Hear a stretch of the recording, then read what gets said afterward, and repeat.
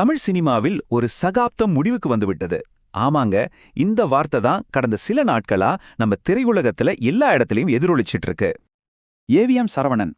Tamil cinema ரசிகர்களுக்கு இது வெறும் பேர் இல்ல, இது ஒரு சகாப்தத்தோட அடையாளம். இன்னைக்கு நாம அந்த மாபெரும் தயாரிப்பாளரோட வாழ்க்கை, அவரோட லெகசி, அப்புறம் அவரோட மறைவுக்கு நம்ம திரையுலகம் எப்படி அஞ்சலி செலுத்துச்சுங்கிறத பத்தி தான் விரிவாக பார்க்க போறோம். அவரோட மறைவு செய்தி வந்ததும் ஒட்டுமொத்த ஃபிலிம் இண்டஸ்ட்ரியுமே ஒரு நிமிஷம் ஸ்தம்பிச்சு போச்சுன்னு தான் சொல்லணும். ஒரு பெரிய முன்னோடியை நாம எழுந்துட்டோம் அப்படிங்கிற உணர்வு எல்லார்கிட்டயும் இருந்துச்சு. டிசம்பர் 4, 2025 அன்னைக்கு தான் தன்னுடைய 86 வயசுல ஏவிஎம் சரவணன் அவர்கள் காலமானார். கொஞ்ச நாளாவே உடம்பு சரியில்லாம இருந்தாரு. வயது மூப்பு காரணமான உடல்நல பிரச்சனைகளால இந்த இழப்பு ஏற்பட்டிருக்கு.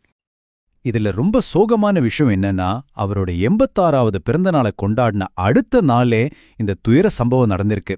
கேட்கவே மனசுக்கு ரொம்ப கஷ்டமா இருக்கு இல்லையா? இது அந்த இழப்போட வலிய இன்னும் அதிகமாக்குது. சரி, யார் இந்த ஏவிஎம் சரவணன்? அவரு வெறும் ஏவிஎம் ஐயப்பன் ஐயாவோட மகன் மட்டும் இல்ல. அவர்தான் இந்தியாவோட பழமையான ரொம்ப செல்வாக்குமிக்க ஸ்டூடியோக்கள்ல ஒன்னான ஏவிஎம் இந்த மாடர்ன் காலத்துக்கு ஏத்த மாதிரி வெற்றிகரமா கொண்டு வந்த சிற்பி. அவரோட லெகசினாலே நமக்கு முதல்ல ஞாபகம் வர்றது அவரோட படங்கள் தான். எப்படி தலைமுறையா நிக்கிற மாதிரி ஒரு சினிமா சாம்ராஜ்யத்தை கட்டினாரு, வாங்க பார்க்கலாம்.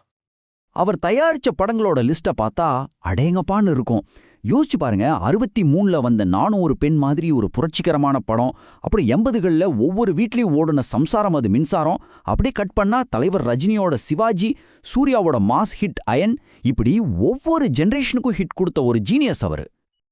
பாருங்க, 63ல நேஷனல் அவார்டு வாங்கின படம், 86ல குடும்பங்களோட ஃபேவரேட், 97ல இளைஞர்களோட மியூசிக்கல் ஹிட், அப்புறம் 2007ல சூப்பர் ஸ்டாரோட சேர்ந்து ஒரு இண்டஸ்ட்ரி ஹிட்.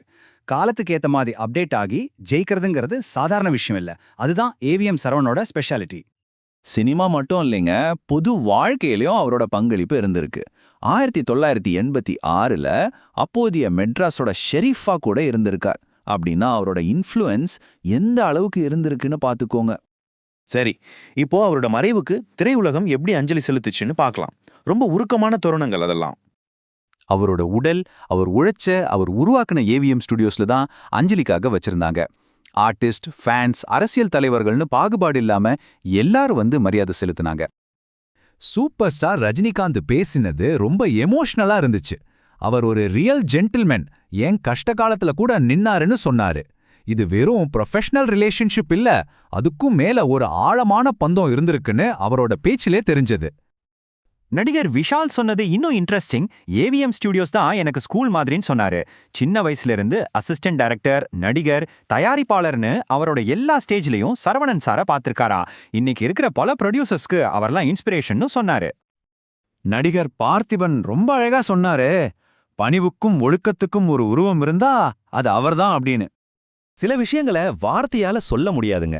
மூத்த நடிகர் சிவகுமார் சாரும் அவரோட மகன் சூர்யாவும் அஞ்சலி செலுத்த வந்தப்போ தங்களை கட்டுப்படுத்த முடியாம கண்ணீர் விட்டு அழுதாங்க.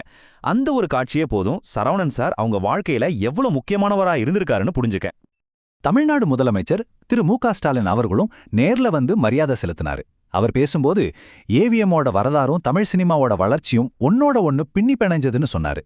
சரவணன் சாரோட கருணை, நேர்மை பத்தியும் குறிப்பிட்டு பேசினாரு. இத்தனை பெரிய ஆளுமைகளோட வார்த்தைகள், கண்ணீர், இதெல்லாம் ஒன்னு சொல்லுது. அவர் விட்டுட்டு போன லெகசி சாதாரணமானதில்ல. அப்படி என்னதான் அவர் நமக்காக விட்டு சென்றிருக்கிறார்? வாங்க அத பத்தி கொஞ்சம் ஆழமா பாப்போம்.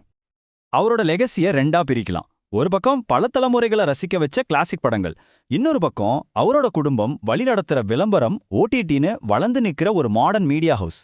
அதாவது காலத்துக்கு ஏத்த மாதிரி எப்படி தன்னை மாத்திக்கணும்னு அவரோட வாழ்க்கை நமக்கு கத்துக் கொடுத்துருக்கு. சுருக்கமா சொல்லணும்னா அவரோட லெகசி என்ன?